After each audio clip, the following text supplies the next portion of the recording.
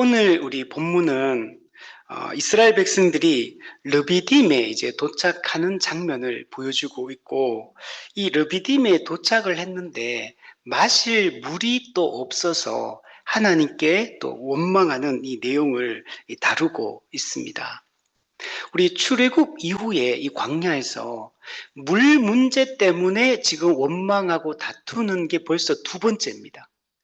출애굽기 우리 15장에서 홍해를 마른 땅으로 건너고 또 애국 군대를 물에 수장시키는 그 놀라운 하나님의 구원을 경험한 이후에 마라에 도착했는데 물을 얻지 못했고 그 물이 써서 먹을 수가 없었습니다. 그래서 그때 모세를 원망하는 내용을 우리가 살펴봤습니다. 그리고 오늘 본문에도 보면 신광야에서 먹을 것이 없다고 막 원망했고 하나님께서는 하늘에서 양식을 비같이 내려주셨어요. 저녁에는 메추라기를 또 아침에는 만나를 내려주셔서 그들을 배불리 먹이시고 그들의 모든 필요를 공급하시는 하나님의 놀라우신 구원의 은혜를 경험을 했어요. 그리고 나서 이들이 신광야를 떠나 르비딤에 도착했는데 또 백성이 마실 물이 없었고 또 모세를 원망하고 있는 것을 여러분 볼 수가 있습니다. 참 이게 재밌어요. 이 출애굽기 내용들을 쭉 살펴보면 하나님의 큰 은혜의 역사가 있고 나서 곧바로 또 원망하고 그리고 또 하나님의 큰 은혜의 역사를 경험하면서 또 원망하고 은혜를 크게 경험했으면 그 이후에 정신 차리고 이제는 믿음의 반응을 해야 되잖아요. 믿음의 행동을 해야 되잖아요. 근데 은혜를 경험하고 난 이후에 또다시 원망하고 불평하고 하나님을 불신하는 이 배은망덕한 모습을 항상 반복적으로 보여주고 있다는 걸 볼 수가 있습니다. 근데 이렇게 하는 걸 하나님은 뭐라고 표현하냐면 하나님을 시험하고 있다. 이스라엘 백성들이 하나님의 그 존재와 그분의 능력과 그분의 함께 하심과 그분의 돌보심과 그분의 인도하심과 이런 것들을 시험하고 있다라고 이렇게 말씀을 하고 있습니다. 그들의 불신의 이 행동이 그들의 믿음 없는 이 반응이 사실 하나님을 시험하고 있는 이런 행동이다라고 이야기를 하고 있는 겁니다. 그럼 표면적으로는 오늘 본문은 이스라엘 백성들이 물 문제로 인해서 원망했고 하나님이 기적적인 방법으로 그들의 필요를 채워주시는 그들의 필요 기적적으로 공급하시고 돌보시고 있다, 돌보셨다라는 이 역사적 사건을 기록을 하고 있습니다. 하나님은 이스라엘 백성들이 정말 연약하고 불신앙을 계속 보임에도 불구하고 하나님은 계속 인내하시는 걸 볼 수 있어요.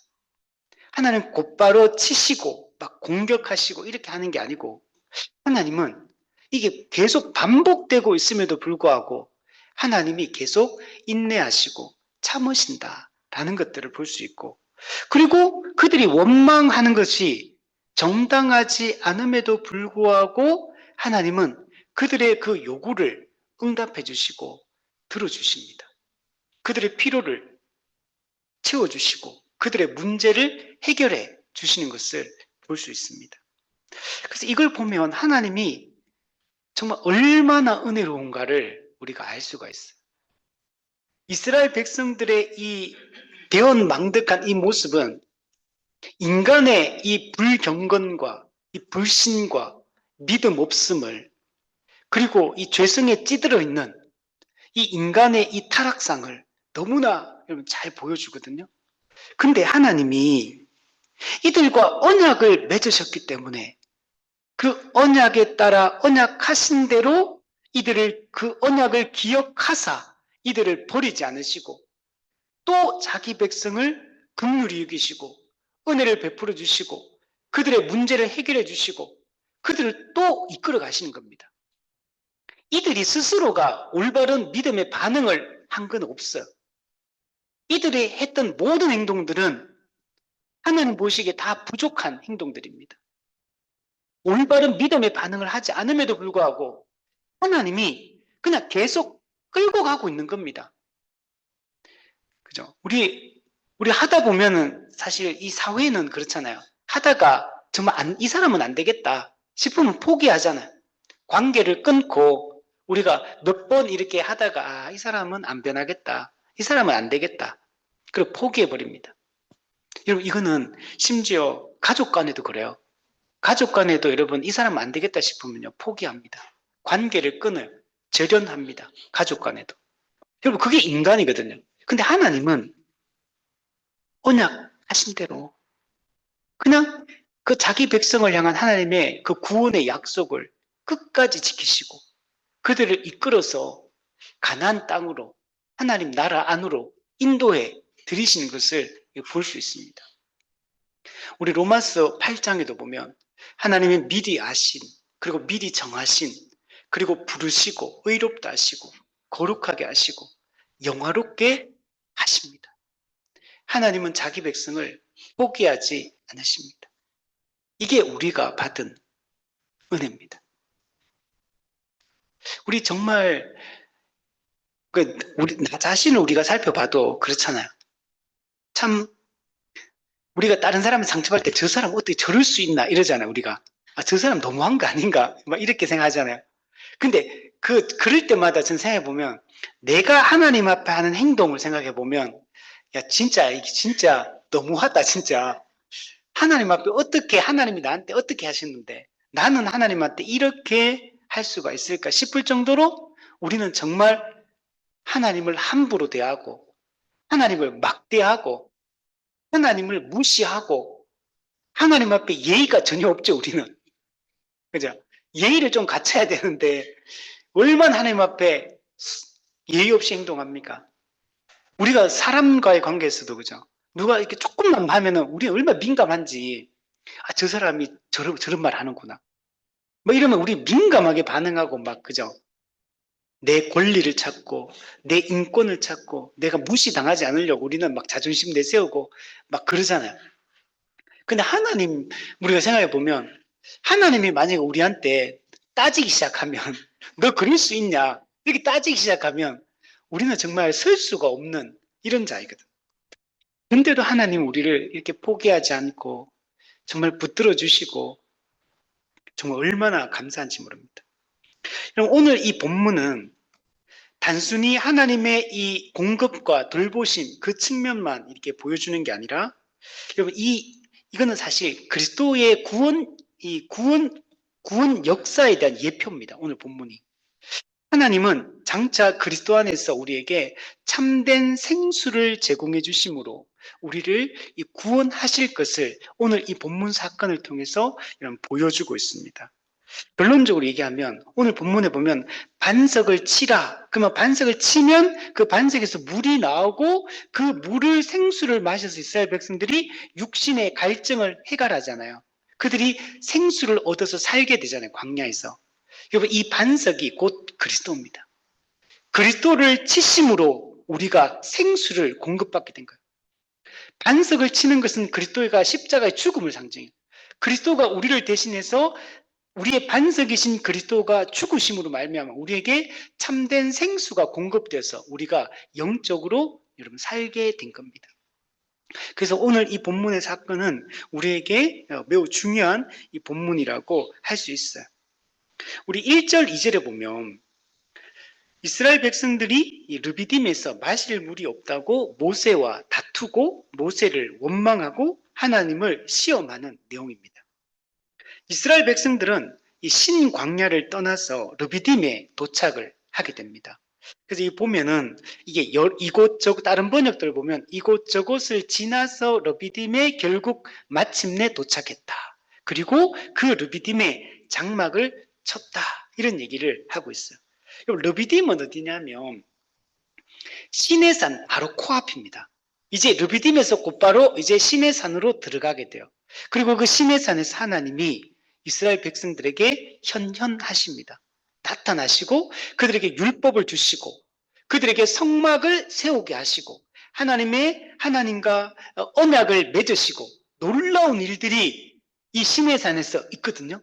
앞으로 이 시내산에서 이루어질 일들은 19장부터 나온 내용들 보면 하나님이 얼마나 은혜로운 분인지, 얼마나 자기 백성과 함께하기를 원하시는지, 하나님의 열심히 어떻게 우리를 구원해 나가시는지를 정말 잘 보여줍니다. 앞으로 이제 19장 이후부터 보게 될 10계명, 그리고 율법의 시행세칙들, 율법, 다양한 율법들 있잖아요. 그건 시행세칙이라고 그러거든요. 율법의 시행세칙들, 그리고 뒷부분이 이제 성막 제작에 대한 내용들이 있어요. 그러면 성막 제작 앞으로 보면 이제 막 성막 제작이 엄청 길어요. 그럼 우리 지루하다 이렇게 생각할 수 있는데, 여러분 성막 제작이 정말 은혜로워요. 성막의 이 내용들을 살펴보면 이 구원의 은혜가 듬뿍 담겨 있고, 이 속에서 우리가 발견할 수 있는 이 복음이라는 게 정말 얼마나 깊고 놀라운 것인지를 여러분 성막 제작을 살펴보면 알 수가 있습니다. 자, 이스라엘 백성들은 근데 이 르비딤이 어떤 뜻이냐면 원기 회복이라는 뜻이에요. 원기 회복.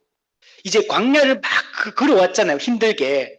그러면 이 르비딤은 이름 자체가 원기를 회복하는 곳이잖아요. 그러면 르비딤에서 원기를 회복해야 돼. 그렇잖아요. 근데 실제로는 왔는데 마실 물이 없어요.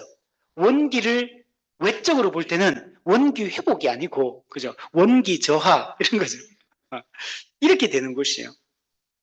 그러나 이스라엘 백성들은 이 신광야를 떠나 르비딤을 거쳐서 시내산으로 들어가야 됩니다. 그리고 시내산을 거쳐서 이제 곧바로 가나안 땅으로 들어가는 게 원래 하나님이 계획하셨던 하나님의 길입니다. 이게 딱 끝이에요.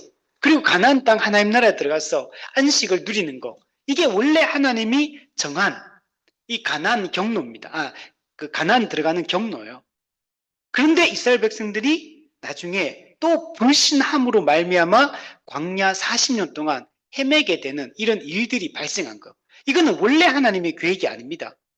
하나님은 곧바로 가나안 땅으로 들어가기를 이스라엘 백성들 믿음으로 반응했다면 하나님을 바로 들어갔을 거예요. 근데 그들이 믿음 없이 행동하고 하나님을 불신했기 때문에 광야 40년 동안 떠돌게 된 이런 배경을 가지고 있는 겁니다. 여러분, 신광야 너무 좋았잖아요. 만나와 메추라기가 풍성하게 내리고 배부르게 먹고 너무 좋잖아요. 그러면 신광야 그냥 그 머물러 살면 얼마나 좋겠습니까? 만나와 메추라기가 공급되어지고 물도 충분하고 얼마나 좋아요. 그러나 여기 계속 머무를 수는 없습니다. 여러분, 이곳은 영원한 안식처가 아닙니다. 여러분, 이곳은 하나님이 약속하신 약속의 땅이 아니에요. 이것은 우리의 최종 목적지가 아닙니다. 여러분, 엘림 너무 좋잖아요. 엘림은 우리의 최종 목적지가 아니에요. 르비딤, 원기 회복, 초장 아니요. 이것은 우리의 최종 목적지가 아닙니다. 약속의 땅을 향해 나아가야 됩니다. 가나안 땅을 향해, 하나님 나라를 향해 우리는 나아가야 됩니다. 여러분, 구약시대의 이 광야의 여정은 뭘 보여주냐면, 신약시대로 따진다면 우리가 구원받고 우리가 교회에 소속되고 난 이후에 천국까지 가기 전까지의 이 인생의 여정을 보여줘요. 이 인생의 여정을 베드로는 베드로전서에서 나그네 인생이다 이렇게 얘기했죠. 우리는 흩어진 나그네로서 이 땅에서 나그네, 순례자로서 우리 살아가는 것.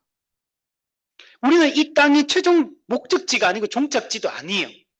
우리가 이 땅에서 하는 일들은 우리가 앞으로 장차 영원히 하는 일들이 아닙니다. 일시적으로 우리가 천국 가기 전까지 이 땅에서 잠시 주어진 활동들이에요. 이게 영원한 것처럼 여기에 목매달고 여기에 우리의 인생을 여기 쏟아붓고 이게 목적지인 것처럼 이렇게 생각하며 인생을 우리는 살아서는 안 되는 겁니다. 이 광야의 여정은 천국을 향해 나아가는 이 신자의 이 여정, 이 나그네 생활을 예표하고 여러분 있는 겁니다. 우리 철로역정을 화요일 저녁에 강의를 하고 있는데 지금 요즘에 이 장면을 우리가 살펴보고 있어요. 예수 믿고 거듭나서 교회에 세례받고 교회에 소속이 돼요. 그리고 그때부터 이제 천국까지 가는 이 여정 속에서 영적 전투가 일어나요. 겸손의 골짜기를 지나가면서 마귀 아볼로온과 전투를 벌여야 돼. 사망의 음침한 골짜기로 또 들어가요. 수많은 외적, 내적 고난과 역경을 겪으면서 영적 침체에 빠지는 순간들, 마귀와의 싸움보다 훨씬 힘들고 절망적인 이 상황에 부딪히게 되고 허영의 시장을 통과해야 되고 앞으로 수많은 이 여정들을 우리 거쳐가게 됩니다. 근데 이 모든 여정들은 반드시 거쳐가야 될 여정들이에요. 이거는 피할 수 있는 길이 아니에요. 천국 가는 노정에 있는 겁니다. 이스라엘 백성들이 홍해를 건너서 우리가 마라에서 엘림으로 신광야로 르비딤으로 시내산으로 가나안 땅으로 하나님이 정한 노정이 있는 거, 반드시 이 길은 걸어가야 되는 과정이에요. 여기서 가다가 아말렉 군대도 또 만나게 되고 수많은 문제들이 발생해. 그냥 반드시 이거는 거쳐 피할 수 없는 길이고 싸워 이겨야 될 문제고 믿음으로 걸어가야 돼. 여러분, 그런 길입니다. 이 길을 우리가 피할 수 없어요. 우리가 천국 가는 여정 속에서 우리가 앞으로 인생을 살아가면서 만나게 될 수많은 일들, 그는 반드시 우리가 통과해야 돼. 좁은 길의 노정 가운데 있는 거, 왕의 대로 가운데 있는 길이에요. 이거는 정면으로 부딪혀서 이건 돌파해야 될 문제고 이건 믿음으로 극복해야 될 문제예요. 그 어느 하나도 우리는 인생을 자꾸 뒤로 물러나서 우리가 쉽게 뭔가를 편하게 뭔가 인생을 살아가려고 해서는 안 됩니다. 열심히 해야 돼요. 충성스러워야 되고 정직해야 되고 성실해야 되고 주어진 우리의 앞에 있는 일들을 힘을 다해서 수고하고 땀 흘리며 이렇게 해야 됩니다. 우리는 적당히 이렇게 살아가서는 안 되는 인생. 우리 하나님 나라까지 들어가는 이 천국을 향한 이 끊임없는 나그네 인생 여정, 이거 하나하나를 우리는 성실한 태도로 부딪히며 우리가 나아가야 됩니다. 그러면 신광야는 먹을 것이 없다고 원망했을 때 하늘의 양식을 여러분 경험했던 곳이요. 배부름을 경험했던 곳이요. 이거는 신약의 오병이어 사건 때 하나님께서 믿는 무리를 배불리시고 남은 조각 12광주리를 바구니를 남겼던 하나님 나라의 풍성함을 이 땅에서부터 경험하게 하시는 것을 상징하고 있습니다. 이스라엘 백성들은 신광야에서 생명의 양식을 풍성하게 공급하는 하나님을 경험했습니다. 여러분, 왕이신 하나님이 통치하는 하나님의 나라를 이 땅에서 미리 맛보고 경험한 거예요. 하나님은 이 땅에서 우리가 살아갈 때도 마찬가지요. 생명의 떡이신 그리스도를 공급해 주심으로 우리에게 풍성한 배불름을 우리에게 주시고 이 땅에서부터 하나님 나라를 이미만 하나님 나라를 경험하면서 이 땅을 여러분 살게 하시는 겁니다. 여러분, 우리는 매 순간 우리가 깨어있고 정신을 차리고 있으면 하나님의 함께 하심을 경험할 수 있어요. 이 땅에서도 하나님의 나라를 우리는 그 안식을 맛보며 살아가는 게 가능합니다. 자, 그리고 르비딤에 도착했죠. 그러면 르비딤에서 여러분 하나님을 신뢰해야 되는 겁니다. 마라에서 쓴물을 단물로 만드는 걸 경험했잖아요. 홍해를 가르는 것을 경험했잖아요. 신광야에서 기적적으로 만나오며 주라기를 공급하시고 배부르게 하시는 하나님을 경험했잖아요. 그러면 르비딤에서 원기가 회복되어서 믿음으로 이 길을 걸어 나가야 돼요. 다음 주에 아말렉과 전투하는 데에서 믿음으로 싸워서 이기며 나가야 되는 거예요. 그리고 시내산에 가서 우리가 누구인가 확실하게 하나님 앞에서 우리가 확증받고 그 하나님과 그 언약을 맺고 그리고 하나님의 함께 하심의 그 증거들을 우리가 가지며 우리가 충만하게 살아가야 되는 겁니다. 이게 우리가 가야 될 길이에요. 여러분, 하나님이 이 르비딤으로 인도하셨어요. 근데 이 르비딤은 물이 없잖아요. 이것도 하나님이 인도하신 겁니다. 르비딤에 여러분 오늘 말씀해 보시면 1절에 보면 여호와의 명령대로 여호와의 명령에 따라 르비딤에 온 거예요. 그 노정대로 그냥 그 노정대로 행하여 하나님이 정한 노정이 있습니다. 하나님이 정한 여행의 경로가 있는 겁니다. 이건 우리가 이 경로를 벗어날 수 없어요. 여러분, 하나님께서 우리 인생에 주시는 모든 것들도 하나님의 정한 경로라는 걸 믿어야 됩니다. 하나님이 때로는 마실 물이 우리 인생에 없게 하실 것, 먹을 양식이 없게 하실 겁니다. 그때도 하나님이 허락하시고 주신 상황임을 우리는 믿어야 됩니다. 그 속에서 하나님 우리의 믿음을 보기를 원하십니다. 하나님은 르비딤으로 인도해서 마실 물이 없는 이곳으로, 마라의 쓴물로, 신광야에 먹을 것이 양식이 없는 곳으로 우리를 인도하신 것. 하나님이 다 인도하신 겁니다. 이제 다음 주에 아말렉 군대를 만날 거, 하나님이 르비딤에 이르게 하셔서 아말렉과 싸워 이기는 경험을 하게 하시는 겁니다. 하나님이 함께 하심으로 하나님이 승리를 경험하게 하시는 겁니다. 우리 인생에 닥쳐오는 모든 것들, 허락하신 것들, 내가 내 죄로 말미암아 내가 초래한 게 아니라면 하나님이 다 허락하신 것. 천국으로 가는 여정 속에 하나님이 각 사람에게 허락하신 것. 저도 마찬가지죠. 저도 목회자로서 이런 작은 개척교회 목사가 될지 제가 누가 알았겠습니까? 저도 잘 될 줄 알았는데, 물론 지금도 잘 되고 있습니다. 근데, 그죠? 그래도 이게 작은 개척교회 목사일지는 몰랐어요. 근데 이게 저한테는 가장 큰 하나님의 시험 같은 거, 저한테는. 이걸 믿음으로 받아들이라고 하나님 말씀하시는 거. 이걸 받아들이기가 참 쉽지가 않더라고. 이게 참 받아들이기가 쉽지가 않고. 그래서 우리 매주 이제 집에 갈 때 권사님과 차 타고 가실 때 권사님 저한테 맨날 그러시거든요. 이 교회는 하나님이 정말 기뻐하는 교회고 하나님 허락하신 것이고 목사님 잘하고 계시다고 지금처럼 하시면 된다. 하나님이 다 인도하실 거다. 이런 말씀하시니까 들을 때만 제가 찔림을 받아요. 매주 하셨거든요. 매주. 맞거든요. 저도 그거 동의하거든요. 저도 알거든요. 그게 맞다는 거. 저희가 우리 동역하는 우리 전국의 동역자들 지금 개척한 교회만 70 몇 개 교회 같아요. 전국에. 근데 이 같은 마인드로 같은 복음으로 같은 어떤 비슷한 실력을 다 가졌죠. 다 비슷해요. 그렇게 큰 차이는 나지 않습니다. 그런데 똑같이 개척했는데 어떤 교회는 좀 더 빠르게 성장하는 교회 있고 더디게 성장하는 교회 있고 여전히 성도가 없는 교회들도 있고 이게 참 저도 그랬지만 또 다른 목사님들을 보면서도 이걸 늘 이 문제 때문에 고민을 많이 하게 돼요. 그러니까 그 목사님들만 딱 이제 객관적으로 딱 놓고 보면 교회가 좀 더 많이 성장한 교회나 성장하지 않는 교회나 목사님들 보면 아무런 차이가 없어. 인격적으로 훌륭하고 목회에 진심이고 진심으로 영혼을 사랑하고 희생적이고 실력도 더 훨씬 뛰어난 분들이 많아요. 사실은 인격적으로도 훨씬 훌륭한 분이 제가 보기에는 더 많거든요.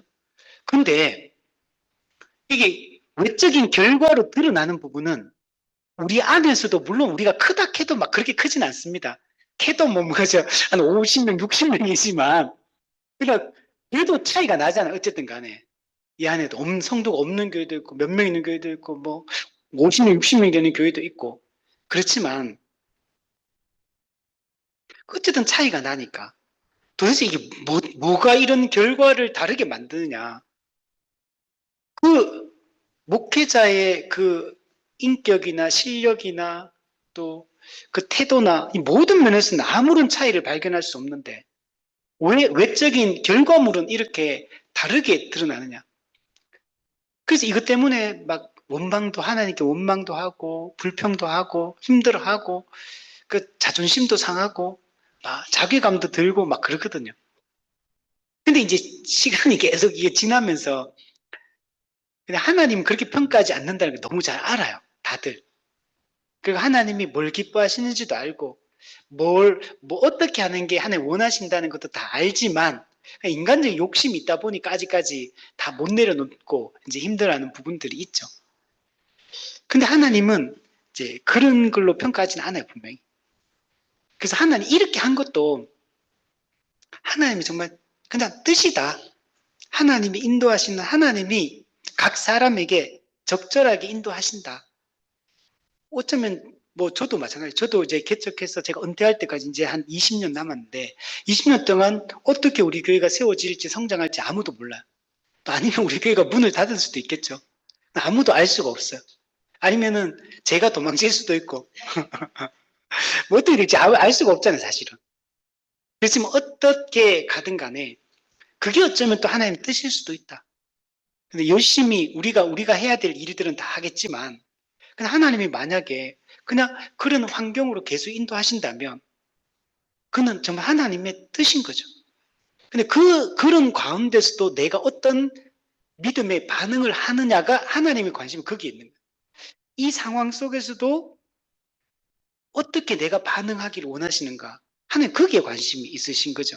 그리고 나는 이 어떤 교회의 어떤 사이즈나 환경이나 외적인 조건이나 이거 상관없이 내가 어떻게 하나님을 신뢰하고 하나님 앞에 살아가느냐. 이게 하나님이 저에게 바라시는 거고 우리에게 이런 바라시는 거죠.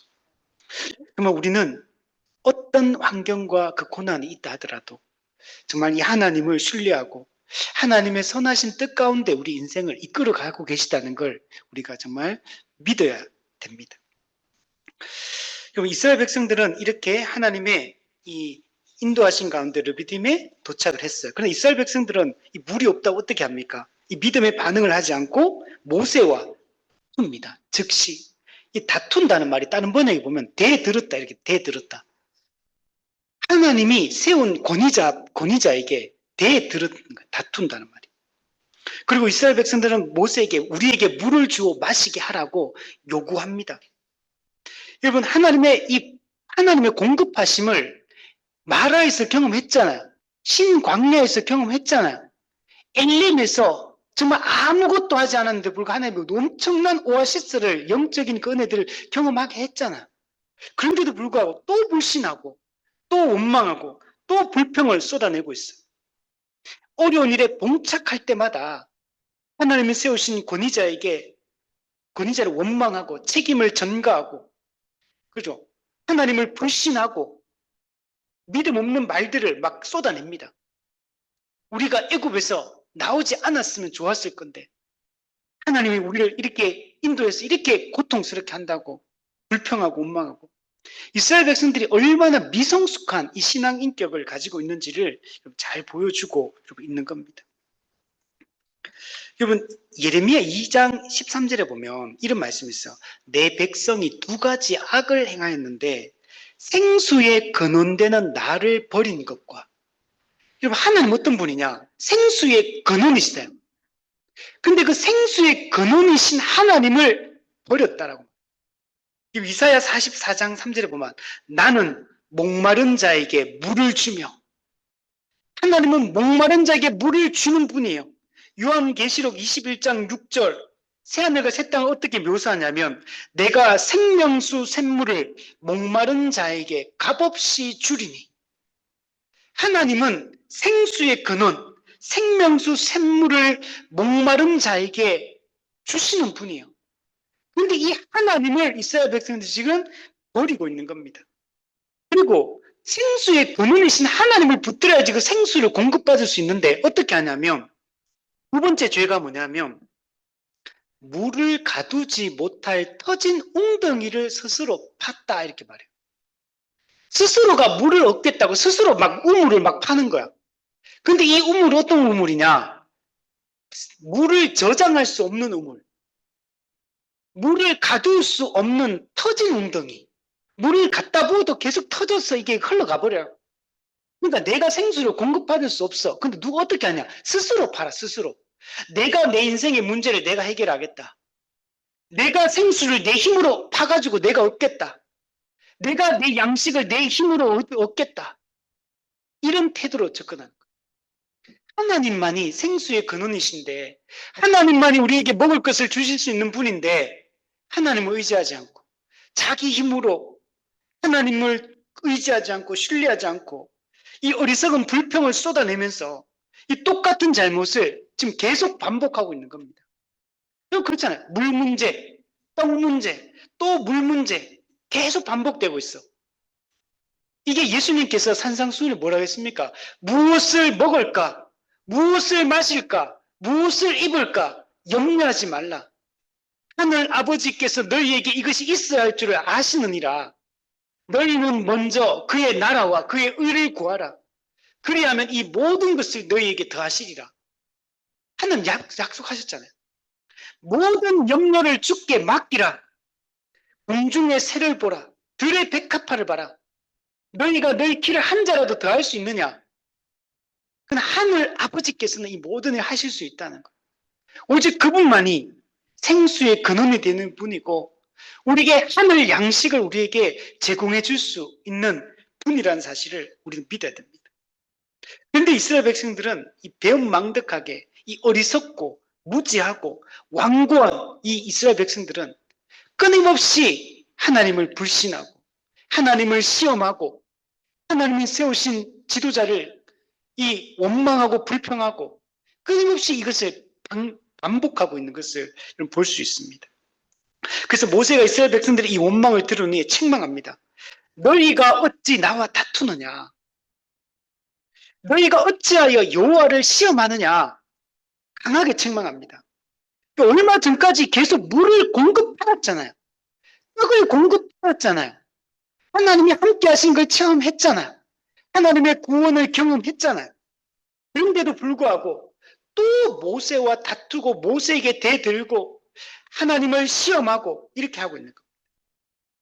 그 현대어 성경이 이렇게 번역했더라고. 너희가 어찌하여 내게 대드느냐? 너희가 정말 그렇게 여호와를 시험해도 되는 것이냐? 너 어떻게 그렇게 너희들 그렇게 계속 그러냐? 이렇게 모세가 책망하고 있는 걸 볼 수 있어요. 모세는 이렇게 말합니다. 나와 다투는 것은 곧 하나님을 시험하는 거다. 나에게 원망하는 것은 곧 하나님께 원망하는 것이다. 네가 나와 다투고 나를 원망하는 것은 하나님의 구원 역사를 부정하는 것이고 하나님이 너희를 먹이시고 입히시는 것을 거부하는 것과 불신하는 것과 같다라고 말씀을 하고 있는 겁니다. 모세에게 대드는 것은 곧 하나님께 대드는 것과 같은 거예요, 사실은. 하나님 그렇게 지금 인식을 하고 있는 겁니다. 그럼 하나님을 시험했다. 시험했다는 말은 하나님의 공급과 돌보심을 의심하는 것. 하나님 진짜 내게 먹을 것, 입을 것과 마실 것을 주느냐를 의심하는 것. 정말 하나님은 정말 하나님을 신뢰하기 원하세요. 근데 이게 뭔가 이제 하나님 뭔가 분위기 보니까 주실 것 같아. 그러니까 믿는 게 아니고 사실 외적 환경으로는요. 이 광야 자체가 진짜 기대할 수 없는 곳이에요. 뭔가 채워지리라고는 도저히 상상조차 할 수 없는. 왜? 경험적으로 이곳은 불가능한 곳이에요. 광야예요. 광야는 먹을 물이 충분하지 않아요. 광야는 먹을 양식이 충분하지 않는 곳입니다. 그는 인간의 경험적으로 환경적으로는 불가능한 곳이에요. 이런 곳에서 근데 하나님은 먹이시고 입히시고 하신 거예요. 그 나중에 광야 40년을 되돌아보면서 하나님이 말씀하십니다. 너희가 한 번이라도 배고픈 적이 있느냐? 먹지 못한 적이 있느냐? 너희가 물을 마시지 못한 적이 있느냐? 너희 발이 부르튼 적이 있느냐? 너희 옷이 헤어진 적이 있느냐? 광야 40년 동안에 그들이 사실 옷을 막 여러 벌을 막 들고 다니고 캐리어에 막 들고 다닙니까? 그 당시에? 아마 한 사람당 옷이 한두 벌 있지 않겠어요? 없는 거기서 막 그 광야 40년 살면서 그래서 광야에서 막 그 또 옷을 만들어내고 막 입고 다니고 막 그러지 않았겠습니까? 신발도 그들이 막 200만 명이 사는데 광야에서 뭐 가죽 신발을 신으면 몇 명이 신겠고, 뭐 집신을 신으면 몇 명이 신겠고, 뭐 나막신을 신으면 몇 명이 나무를 깎아. 나무도 별로 없어요, 그곳은. 그 뜨거운 햇볕, 그 밤의 추위, 그 짐승의 위협, 물도 없고 맛이 그 떡도 없고 그곳에서 어떻게 살아남느냐는 거예요. 근데 하나님이 먹이시고 입히시고 다 하셨던 거잖아요. 하나님 그렇게 역사하시는 겁니다. 우리가 이것을 여러분 믿어야 됩니다. 3절에 보면 이스라엘 백성들이 모세를 향해 원망하는 내용이에요. 르비딤에서 목이 말라 물을 찾으며 모세를 원망하는데 뭐라고 원망하냐면 당신이 어찌하여 우리를 애굽에서 인도해 내어서 우리와 우리 자녀와 우리 가축이 목말라 죽게 하느냐. 앞에서 이게 똑같이 했었잖아요. 앞에서. 그 전에도 왜 우리를 이렇게 끌어내가지고 고기 가마개 때 살고 떡 배불리 먹던 때가 좋았는데 왜 괜히 그 애굽에서 끄집어내가 이 고생시키느냐고 신광야에서 바로 앞전에 했던 그 말이에요. 똑같은 얘기를 여러분 신광야를 떠나 르비딤 왔는데 똑같은 또 원망을 똑같이 또 하고 있어. 너무한 거 아닙니까? 적어도 한번 뛰어넘고 다음에 또 원망하면 몰라. 여기서 원망해놓고 똑같은 원망을 또 다음에 똑같이 해, 똑같이.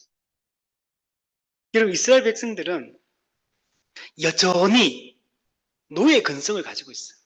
이스라엘 백성들은 몸은 애굽에서 탈출했지만 정신은 여전히 애굽에 머물러 있는 겁니다. 이게 우리의 문제예요. 우리도 마찬가지입니다. 우리가 세상에서 하나님 없이 살다가 지금 교회에 들어왔잖아요. 우리 몸은 교회 안에 와 있어.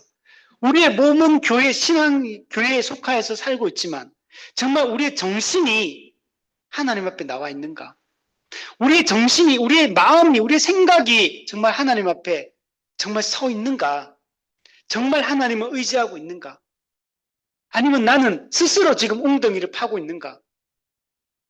나는 내 인생을 내 스스로의 힘으로 지금 개척해 나가려고 하고 있지 않는가?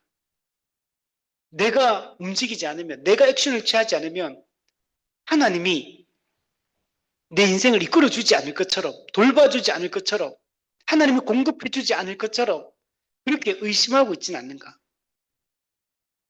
우리 자신을 돌아봐야 됩니다. 지금 이스라엘 백성들은 출애굽부터 시작해서 홍해를 가르고 이 모든 과정에서 하나님의 구원 역사를 계속 경험했잖아요.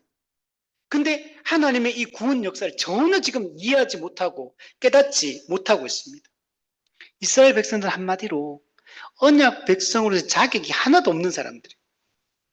그리고 이것도 한두 번이죠. 우리가 그런 말 하잖아요. 그죠? 한두 번 실수하면 그건 실수예요. 근데 그게 3번, 4번 반복되면 그건 실수가 아니죠. 지금 이스라엘 백성들은 이게 한두 번입니까, 이게? 그건 실수가 아닙니다, 이거는. 이거는 이들의 이 죄성을 잘 보여주고 있는 모습이에요. 이스라엘 백성들의 이 원망은 점점 더 심해져 갑니다. 단순히 그냥 물을 달라가 아니에요. 애굽에서 나온 것 자체를 부정하고 있어요, 지금. 출애굽의 이 구원 역사, 6월절 어린 양으로 예수 그리스도를 이 땅에 보내주셨는데 그 예수님의 그 십자가 죽음을 지금 경시하고 있는 것과 같은 거예요. 세상으로부터 죄로부터 우리를 구원해 주셨는데 이 자체를 부정하는 것과 이런 같은 겁니다. 그리고 원망하고 있는 거예요. 왜 우리를 구원해가지고 왜 이렇게 고생시키느냐고 말하고. 이런 출애굽을 누가 계획하셨고 누가 주도하셨습니까? 하나님이 다 하신 거잖아요. 하나님의 구원 역사 자체를 지금 부정하고 있는 거예요. 그 청교도 존 오웬은 이런 얘기합니다. 이스라엘 백성들 이 태도를 지적하면서 불신앙은 과거의 은혜를 망각하게 만든다. 하나님을 불신하는 이 마음이 과거에 하나님께서 우리에게 베풀어 주셨던 그 은혜를 잊어버리게 좀 만들고 있다라고 얘기를 하고 있습니다. 여러분, 10가지 재앙을 통해서 애굽 신을 심판하셨잖아요. 홍해를 마르고 애굽 군대를 수장시켰잖아요. 마라의 쓴물을 단물로 만들고 엘림의 오아시스를 경험하게 하고 하늘의 양식을 비같이 내려주시고 이 모든 은혜를 망각하는 겁니다. 하나님이 함께하지 않았다면 이들은 사실은 이미 이전에 다 죽었어야 될 사람들이에요. 이들은 현재 당장 눈앞에 고난, 당장 눈앞에 닥쳐있는 그 어려움, 이것밖에 못 보는 거예요. 그 당장 눈앞에 지금 내 상황, 내 현재 상태, 내 형편, 내 처지, 이것밖에 생각 안 하는 거예요. 그리고 하나님도 없고, 주변 사람도 없고, 오직 자기 문제, 내 상태, 내 상황. 이거 앞에 그냥 모든 게, 하나님의 은혜는 다 한 그릇 무시당하고 있어요. 하나님의 함께 하심을 이렇게 쉽게 잊어버리고 있습니다. 그리고 뭐합니까? 스스로 웅덩이를 파는 것. 스스로 웅덩이를 파는 것. 이 어리석음, 무지함. 물을 가두지 못할 터질 웅덩이에요. 여러분, 하나님 없이 우리가 행하는 모든 것들은 가두지 못할 터진 웅덩이 같은 거예요. 여러분, 그렇지 않습니까? 우리 경험적으로 그렇지 않습니까? 여러분, 하나님 없이 한번 살아보세요. 하나님 없이 열심히 돈 벌고, 열심히 외모를 가꾸고, 하나님 없이 열심히 이 땅의 즐거움을 누리고, 한번 해보세요. 정말 행복한지.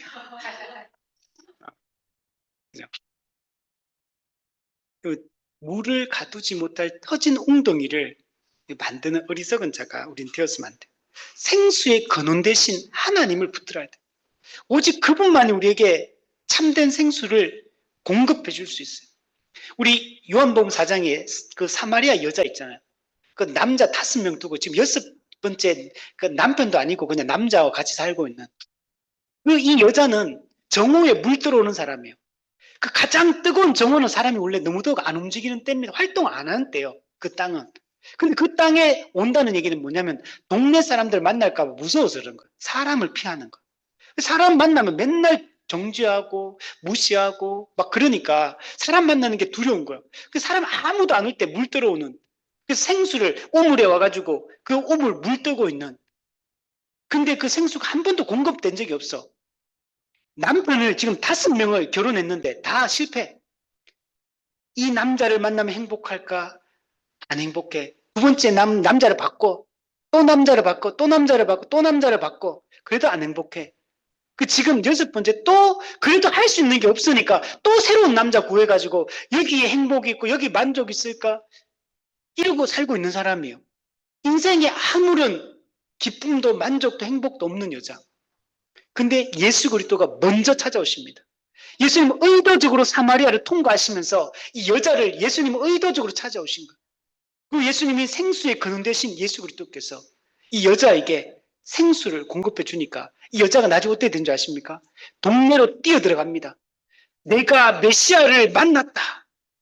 정오에 물들어 사람 피하던 여자가 생수의 근원 되신 예수 그리스도를 만나니까 이제는 동네 사람들이 그들의 그 정죄와 그들의 무시하는 눈빛과 그 모든 것들이 더 이상 상처가 안 되는 거예요.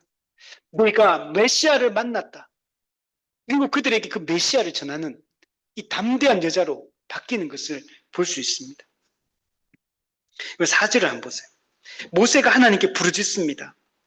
이스라엘 백성들의 분노가 자신을 향하고 있고 그래서 모세는 내가 이 백성에게 어떻게 하리까? 그들이 조금 있으면 내게 돌을 던지겠나이다. 돌을 던지는 얘기는 처음에는 그냥 원망했거든요.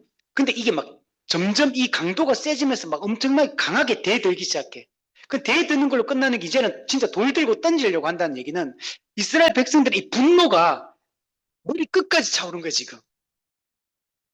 사실은 자기들이 그죠? 적반하장도 유분수지.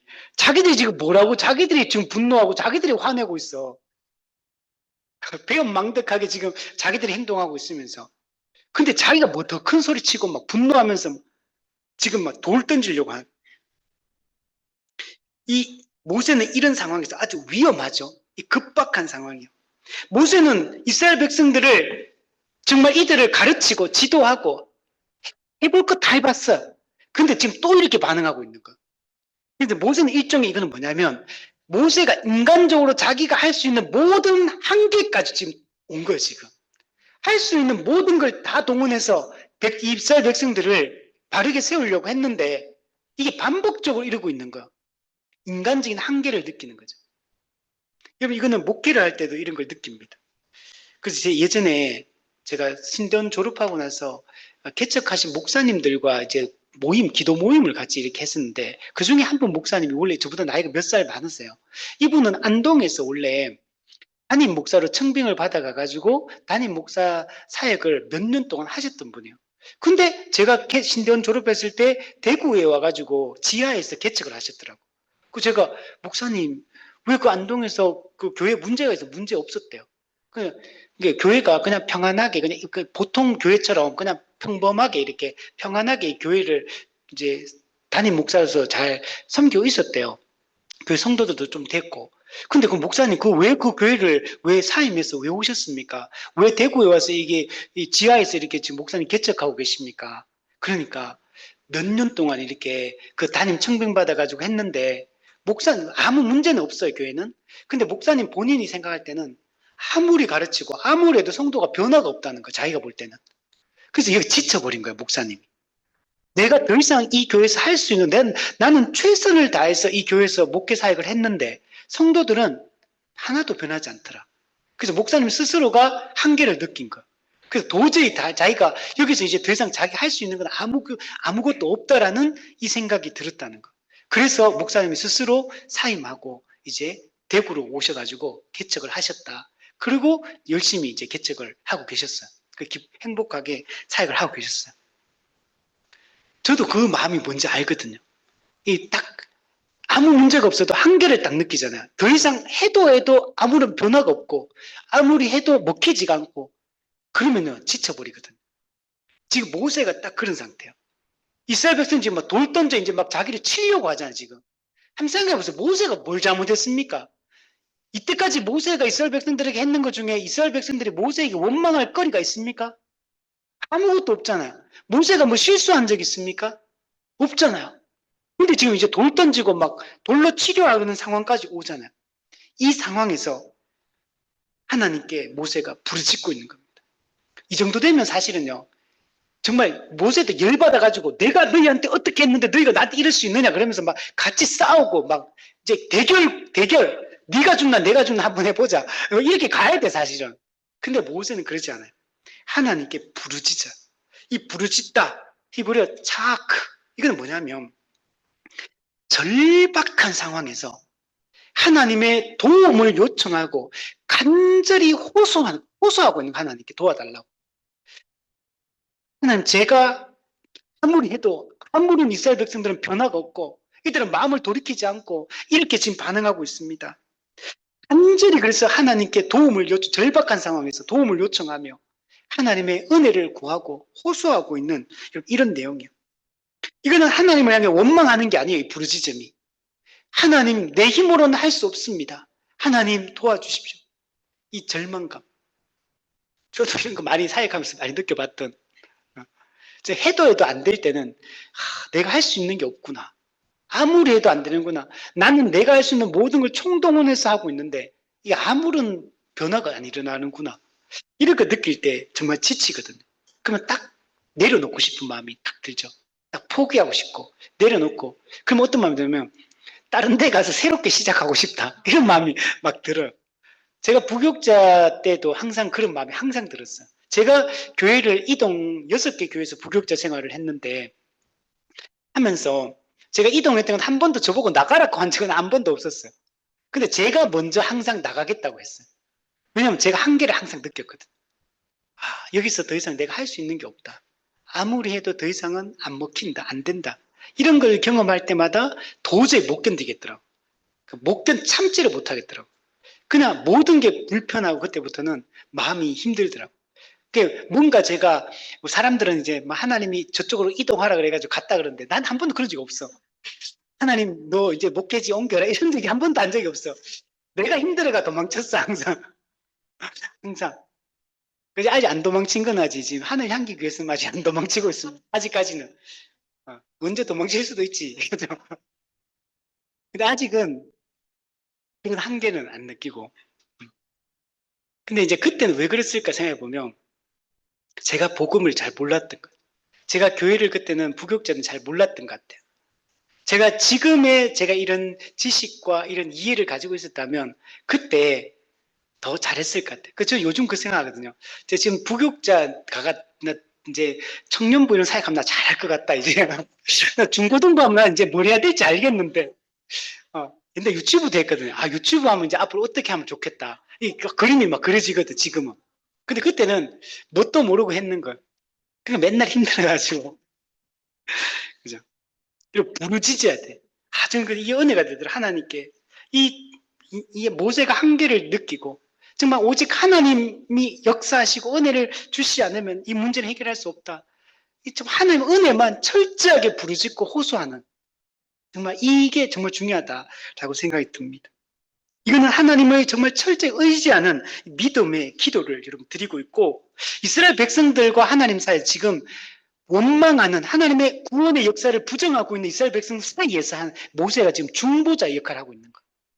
하나님 이 백성에게 은혜를 베풀어 달라고. 이 모세의 이 중보 사역은 예수 그리스도의 중보 사역을 지금 예표하고 있는 거예요. 하나님의 은혜를 구하고 있는 거예요. 그리고 5절 6절 보세요. 모세의 호소에 대해 하나님의 응답을 기록하고 있어요. 하나님 구체적으로 지시합니다. 모세에게 백성 앞을 지나서 이스라엘 장로들을 데리고 나일강을 치던 내 지팡이를 손에 잡고 나일강을 치던 그 지팡이 이 지팡이는 어떤 겁니까?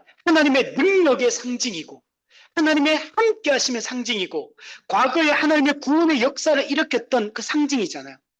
이 지팡이를 손에 잡고 하나님의 함께 하심을 확신하고 담대하게 나아가라는 이스라엘 백성들. 지금 조금 전만 해도 모세가 막 돌로 던지려고 하니까 막 하나님께 나가서 막 호소했잖아요. 근데 하나님의 이 명령의 말씀을 듣고 담대하게 모세가 이제 나아갑니다. 하나님이 함께 하시고 하나님이 인도하신다. 이거 믿고 지팡이를 손에 잡고 호렙산에 있는 그 반석 위 거기서 네 앞에 내가 설 것이다. 호렙산이 어딥니까? 과거에 하나님이 가시떨기에서 모세를 만났던 그곳이에요. 호렙산. 이것은 앞으로 10계명이 주어지고 하나님이 강림하시는 곳이요. 율법이 주어지는 곳이요. 이곳에 그 반석 위, 그 반석, 여러 반석이 아니고 그 반석 위에 특정한 반석이요.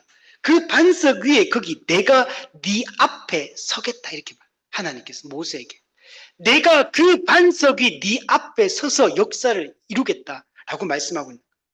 너는 그 지팡이로 그 반석을 치라. 그러면 물이 나올 것이고 백성이 마실 것이고 그리고 이스라엘 장로들의 목전에서 그대로 행했다. 즉 이스라엘 장로들이 이 모든 하나님의 역사를 경험하게 하시는 거예요. 이걸 통해 이스라엘 백성들도 하나님이 함께 계신가 안 계신가, 하나님 우리를 사랑하는가 안 사랑하시는가, 하나님 우리를 공급하시는가 공급 안 하시는가, 여기에 대해서 의심하는 백성들에게 확실하게 보여주는 거. 내가 너희와 함께하고 있다. 내가 너희의 모든 필요를 채워줄 것이고 내가 너희를 돌볼 것이며 너희를 인도할 것이며 너희와 영원히 함께 할 것이다 라는 사실을 명백하게 여러분 나타내 보이는 것을 볼 수가 있습니다.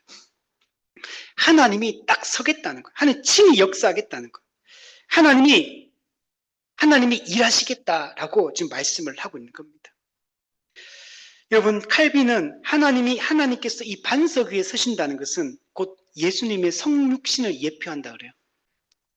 하나님이 우리 가운데 내려오셔서 우리 앞에 딱 서시고 우리 가운데 임마누엘 함께 하심을 증명해 주고 있고, 예수님이 이 땅에 성육하신 예수님이 우리를 위해 십자가 못 박혀 죽으심으로 우리에게 영원한 참된 생수를 제공해 주실 것을 여기서 미리 보여주고 있는 겁니다. 장차 예수 그리스도는 완전한 인간으로 이 땅에 오셔서 우리의 모든 필요를 채워 주실 것임을 우리에게 약속하고 있는 겁니다. 그리고 실제로 반석을 친다. 돌을 치라는 얘기예요. 바위를. 그럼 이게 상식적으로 이해가 됩니까?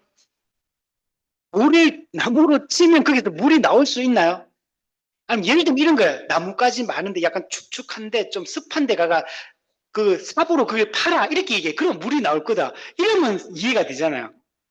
근데 반석을 치라 이건 인간적으로 불가능한 거잖아요. 상식적으로.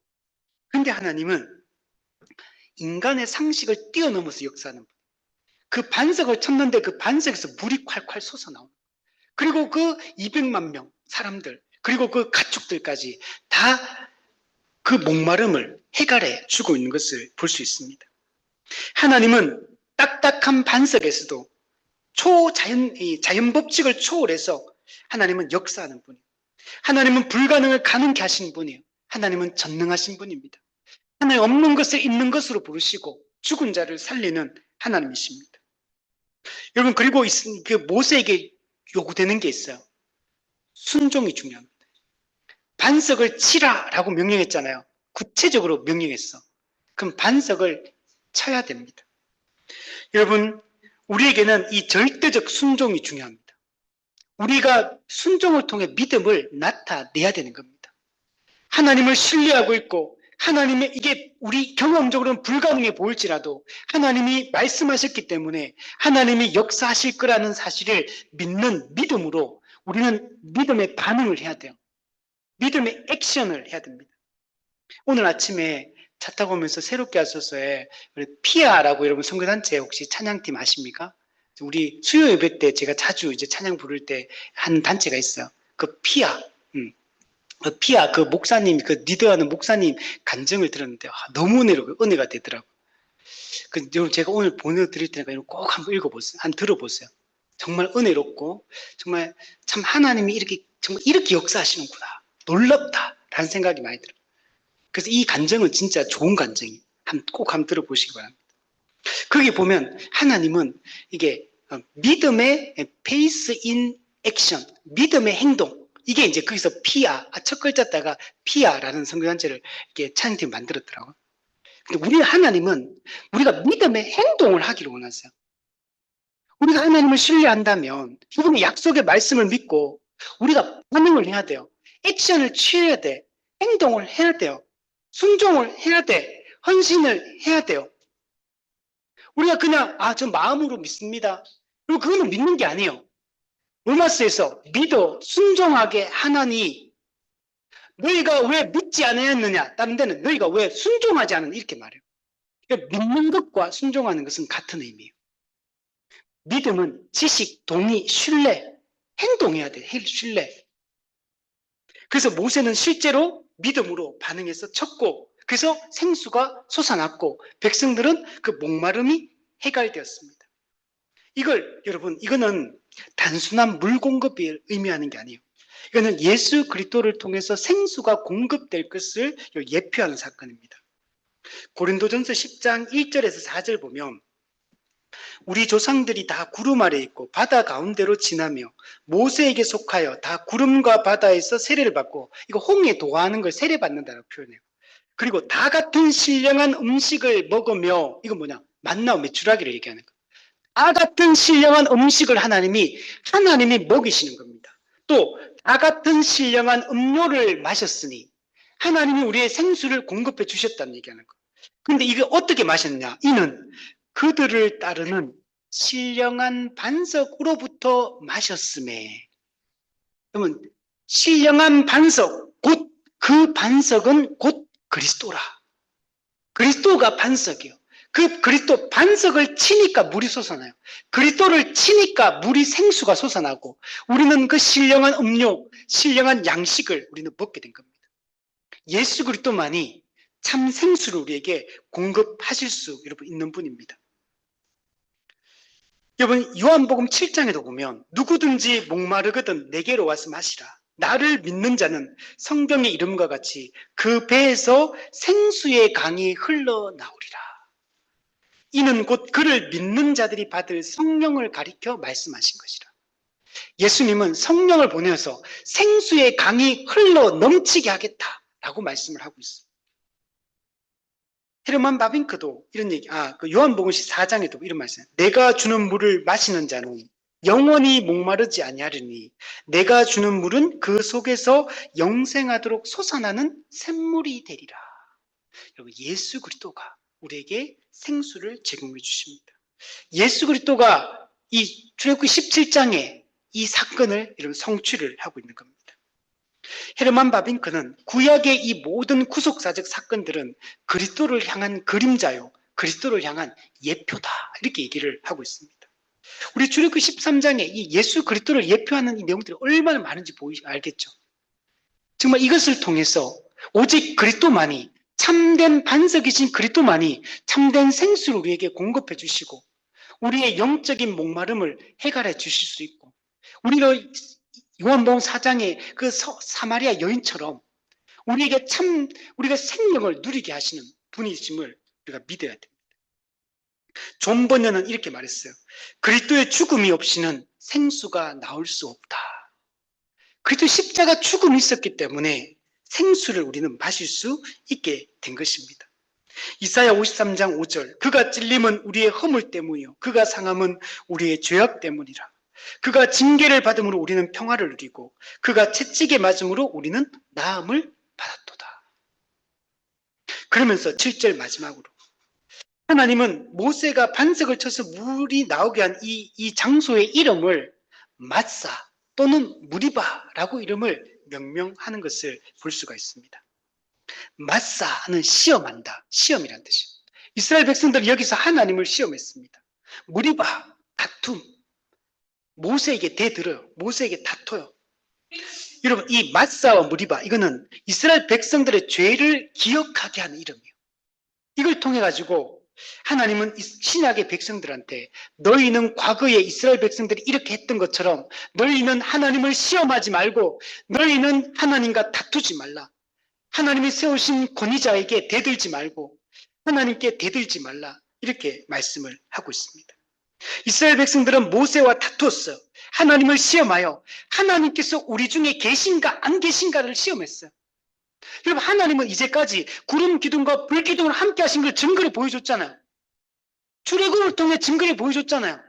홍해를 가르는 걸 통해 증거를 보여주고, 신광야에서 먹을 것을 주심으로, 마라의 쓴물을 바꾸심으로, 엘림의 오아시스를 경험하게 하심으로 하나님이 함께 하신다는 사실을 이렇게 많이 보여주고 있잖아요. 여러분, 오늘 우리는 어떻습니까? 우리는 부족합니까? 하나님이 나와 함께 하시고 내 인생을 책임지시고 우리의 길을 인도하신다는 사실을 우리가 믿지 못할 만큼 하나님의 함께 하심이 희미하게 느껴지십니까? 그렇지 않습니다. 우리가 믿음에 눈을 뜨고 정신을 차리면 하나님이 우리 속에 어떻게 역사하고 계신지, 하나님 우리 삶 속에 어떻게 개입하셨는지, 여러분, 우리가 지금 이렇게 예수님을 믿고 의지하고 신앙생활 하는 것 자체가 은혜 때문에 가능한 거. 우리는 이렇게 예배드릴 존재가 아닙니다. 우리는 이렇게 지속적으로 믿음을 떠나지 않고 이렇게 신앙생활 할 사람이 아니에요, 우리는. 우리 자신을 보면 우리는 너무 잘 알잖아요. 얼마나 우리는 교만하고, 불신하고, 어리석고, 게으르고, 무지하고, 무감각하고, 영적으로 냉담하고, 이게 우리예요. 근데 우리 같은 이런 존재가 지금 하나님을 믿고 예배하고 있는 게, 이게 우리가 지금 예배 드릴 마음으로 주일날 교회 오는 것 자체가 이게 보통 일입니까? 우리의 힘으로 하는 게 아니에요. 하나님의 은혜가 없으면 우리는 당장이라도 이 박차고 자리를 나갈 사람들이에요. 당장이라도 다음 주부터 교회 안 나올 사람들이에요. 그런 우리에게 은혜가 베풀어지고 있기 때문에 우리가 선 겁니다. 시편 95편, 너희는 무리바에서와 같이 또 광야의 마사에서 지냈던 날과 같이 너희 마음을 완악하게 하지 말지어다. 완악하게 해서는 하지 말래. 히브리서 3장, 오늘 너희가 그의 음성을 듣거든 광야에서 시험하던 날에 거역하던 것과 같이 너희 마음을 완고하게 하지 말라. 고린도전 10장 10절, 그들 가운데 어떤 사람이 원망하다가 멸망시키는 자에게 멸망하였나니 너희는 그들과 같이 원망하지 말라. 원망하지 말아야 됩니다. 여러분, 이거는 일종의 경고입니다. 여러분, 그럼에도 불구하고 여러분, 또 이렇게 원망했잖아요. 다음 주 보시면 하나님 또 인도하십니다. 또 긍휼을 베풀어 주세요. 또 포기하지 않으세요.